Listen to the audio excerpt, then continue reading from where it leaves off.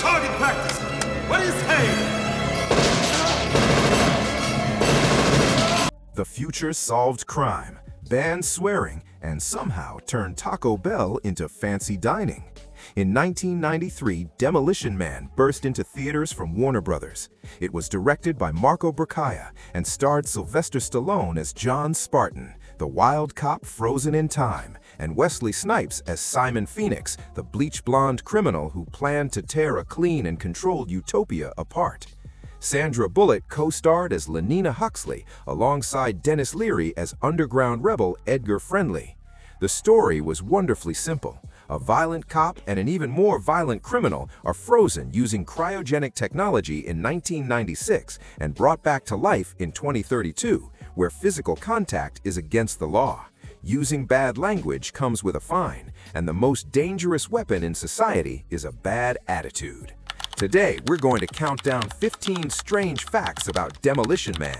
And stay until number 15, because the franchise wars were not just in the script, they were also happening in the editing room. And before we start, hit like, subscribe, and support this video. It helps YouTube show this to more retro movie fans just like you. Alright, let's take a trip to the far future of 2032. Number 1. Wesley Snipes broke the camera and then broke Stallone.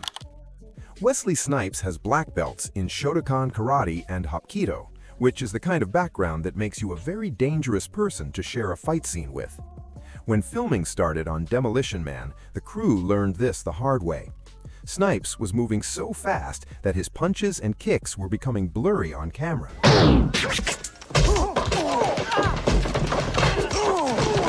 The monitors were showing streaks of movement instead of clear hits. Play ball! Which makes your villain look like a computer glitch instead of a deadly maniac.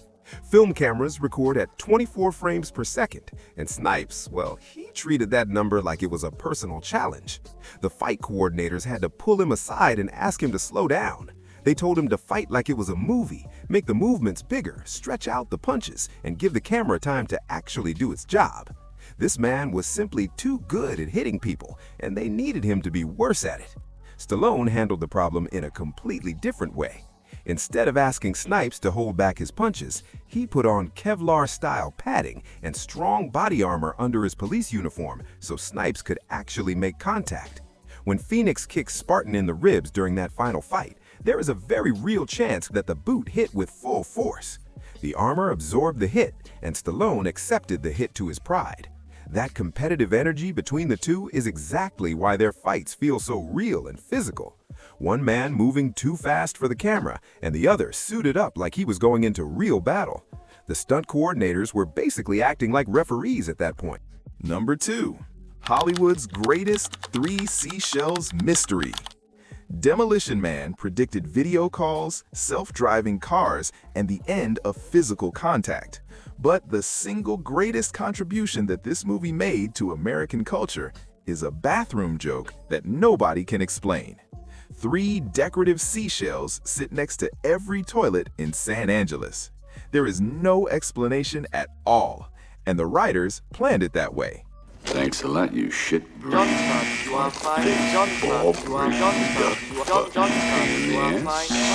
Screenwriter Daniel Waters was trying to imagine a futuristic bathroom, already a big moment in his career, and he hit a creative block. So he called fellow screenwriter Larry Karaszewski for help. Karaszewski happened to be sitting in his bathroom at that moment. He looked around and noticed a decorative bag of seashells on top of the toilet tank. He said it out loud. Waters wrote it down. A 30-year obsession was created from home decoration and bad timing. Stallone's John Spartan looks at the shells with complete confusion while Sandra Bullock's Lenina Huxley laughs at him. And every single person in the theater made that exact same face. We have been pretending to understand it ever since. Fans, of course, tried to solve the mystery. Stallone himself shared a theory in 2006. 2 shells used like chopsticks, and the third one used for scraping. The man gave an answer that sounded like public service advice, but Waters rejected it for not being futuristic enough, which is being kind. Rob Schneider later suggested that the shells were decorative covers hiding toilet paper dispensers, and Waters called that cheating, and that is fair. A civilization that gives you a fine for swearing is not secretly storing toilet paper behind a fancy shell. Number 3. Those future cars were worth more than the movie budget. Now, most sci-fi movies put some fiberglass on a golf cart. They add a strip of lights and just hope that nobody looks too closely. Demolition Man made a phone call and convinced General Motors to provide vehicles that cost more than most people's houses. In fact, more than several houses. The futuristic cars moving through the city were not simple props. They were real concept car prototypes, the kind that GM keeps behind velvet ropes at auto shows so executives can point at them and say things like, "The future of transportation," while nobody's allowed to touch anything. And the star of the group was the 1992 GM Ultralight, a carbon fiber prototype with gull-wing doors and fuel efficiency that would make a Prius cry into its dashboard. For the movie, they placed a Chevrolet badge on it because even in a dystopian future, someone still needs a brand deal. GM sent 18 concept cars. 16 of them appeared on screen. The total estimated value of the group was $69 million. The production team, showing a rare moment of smart thinking, built non-driving fiberglass shells for background shots and anything that looked even slightly dangerous. The original Ultralight still exists and has been displayed at the Peterson Automotive Museum in Los Angeles. A future car from 1993 sitting in a museum, and the thing still somehow looks like it belongs in the year 2035. Number 4. A police deep cut named an entire movie. A Stallone action movie got its title from a post-punk song written in Peter O'Toole's guest bedroom. That is the kind of origin story only the early 80s could create. Sting wrote Demolition Man in 1981 while staying at O'Toole's house in Ireland, because that is how rock stars come up with ideas. Of course, the song ended up on The Police's Ghost in the Machine album.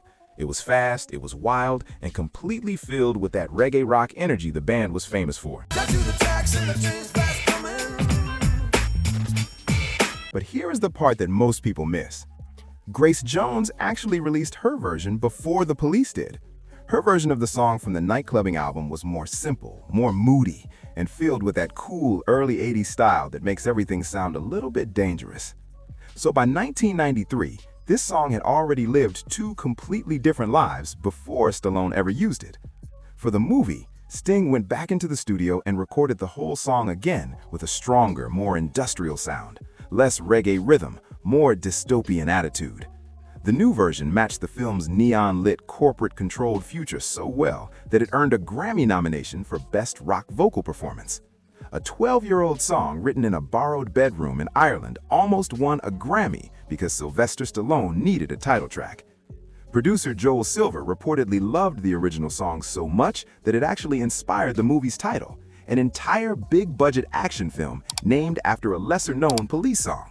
And somehow, that is one of the less strange things about the production. Number 5. Jackie Chan was considered for Simon Phoenix.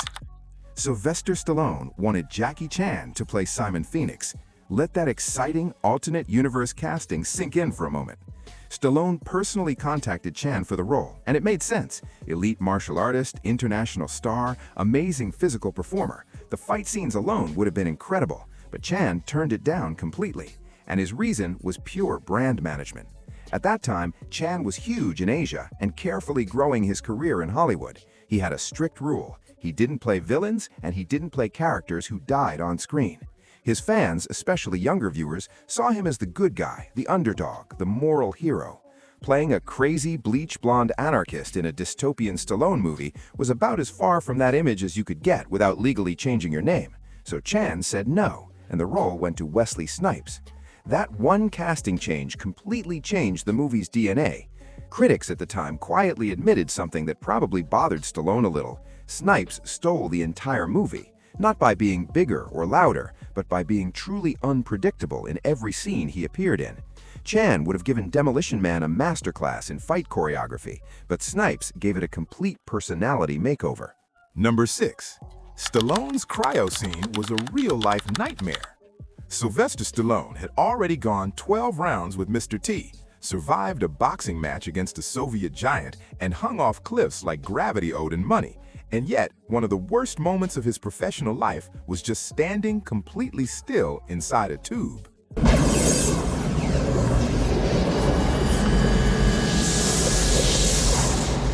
The cryogenic freezing scene required Stallone to be sealed into a tight mold, locked inside a cylindrical rig and covered in thick, clear gel to look like cryofluid. He stayed trapped in that setup for 5 to 8 hours at a time. His arms and legs couldn't move. The gel made breathing feel strange, and getting him out needed real tools.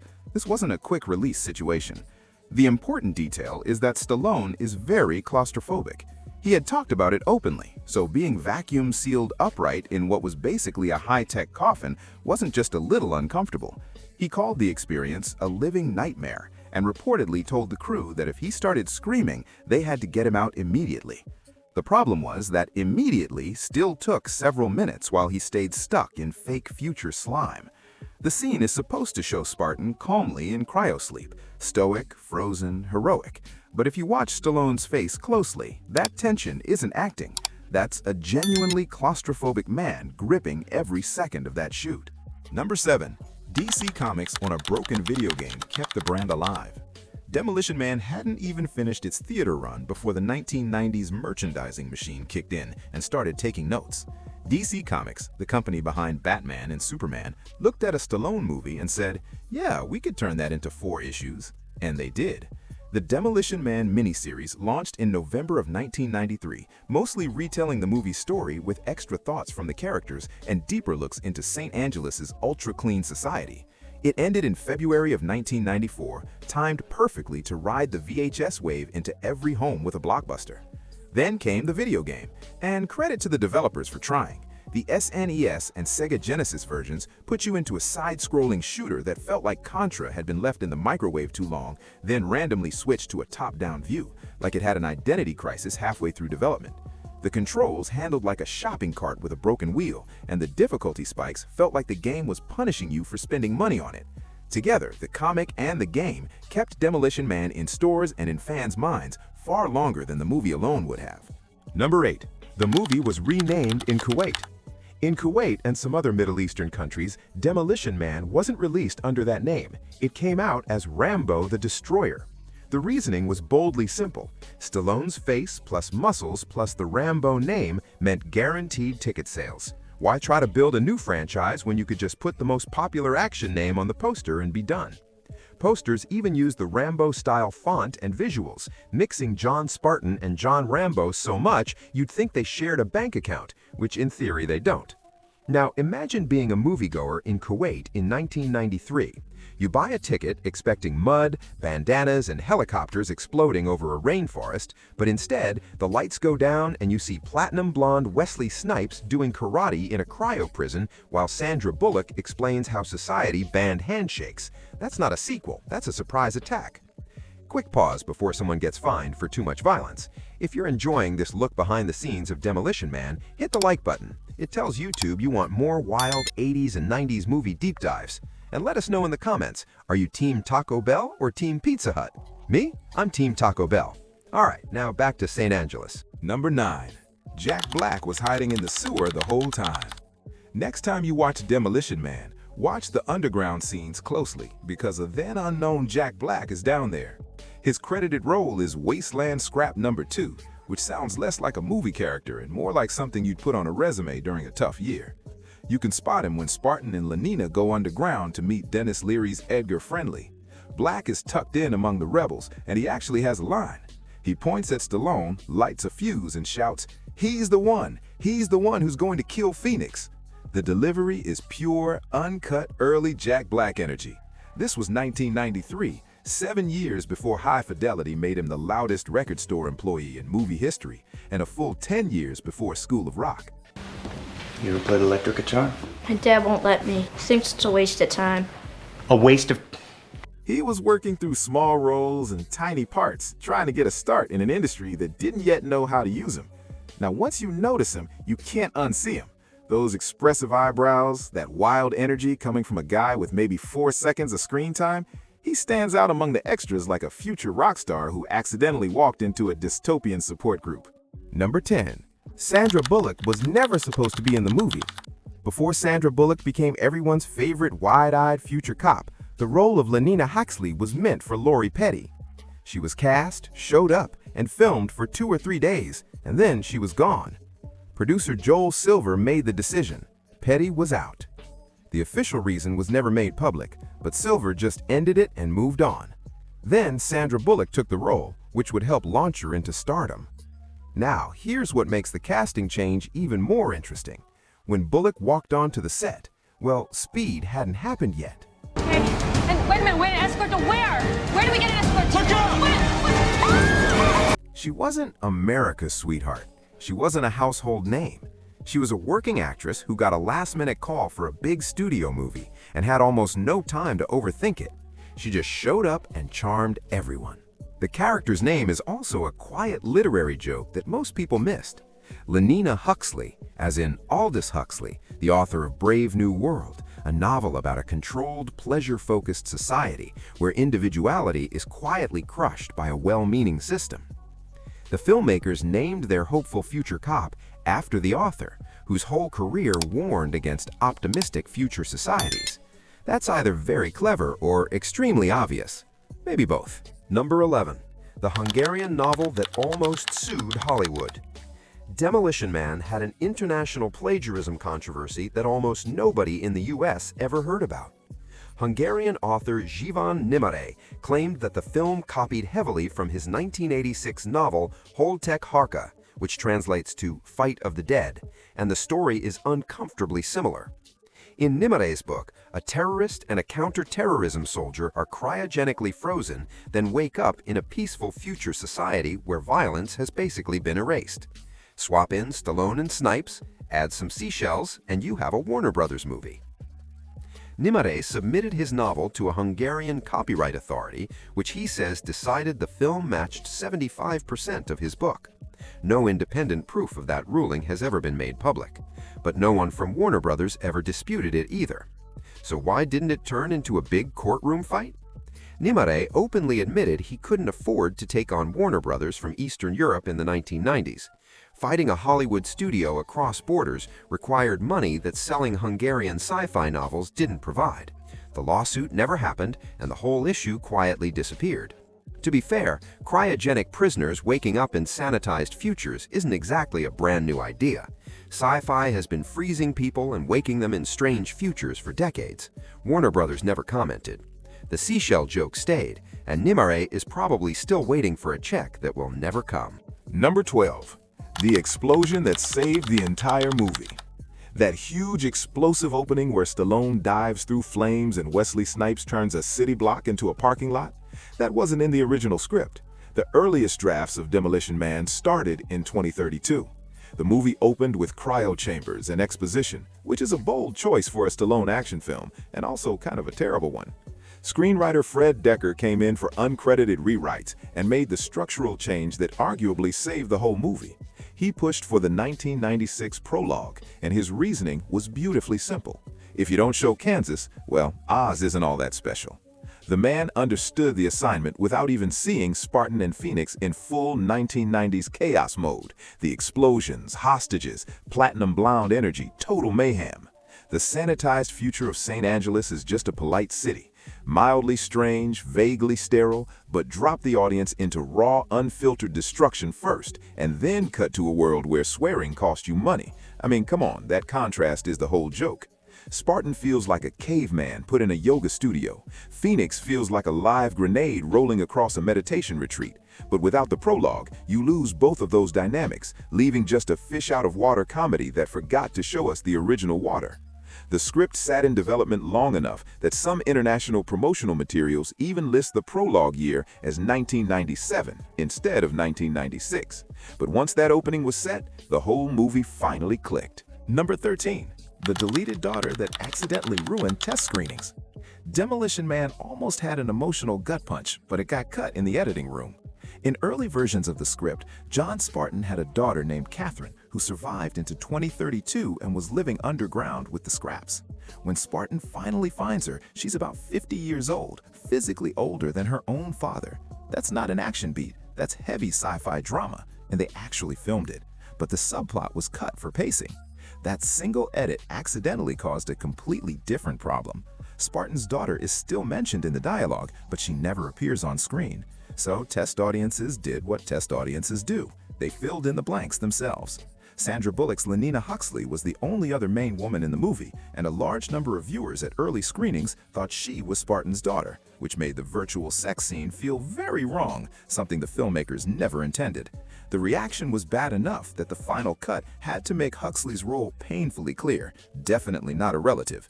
There's even a ghost of the deleted storyline still visible in the finished film. During the underground shootout, Spartan instinctively shields one specific female scrap from gunfire. That actress, Casey Wallace, had played his daughter in the original script. It's a blink-and-you-miss-it remnant of a movie that almost went in a completely different direction. Number 14. An R-rated movie got a toy line. Even though the main character was a villain who killed people with real enthusiasm, Mattel looked at it and thought, yeah, that belongs in the toy aisle right next to Barbie's dream house. In 1993, Mattel released a full Demolition Man action figure line. And because spending money on new molds would have been too responsible, they recycled parts from their failed 1989 reboot, The New Adventures of He-Man.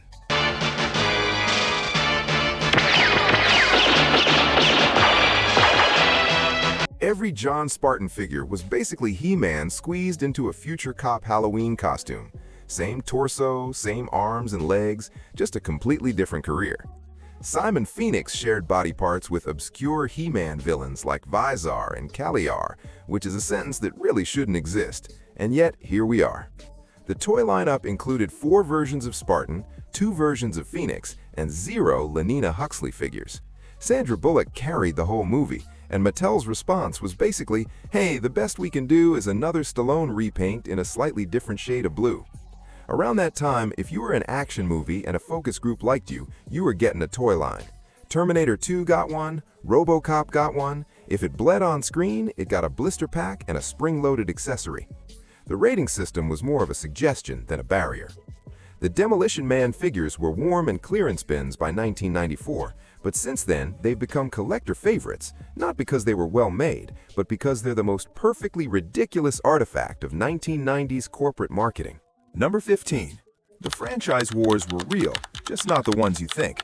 In Demolition Man's version of 2032, something called the franchise wars wiped every restaurant off the face of the earth, every single one, and the only survivor of total corporate destruction was Taco Bell.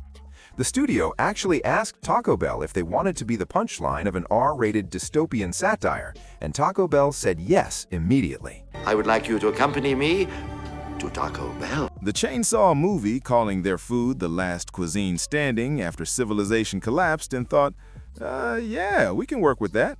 Hey, respect TV.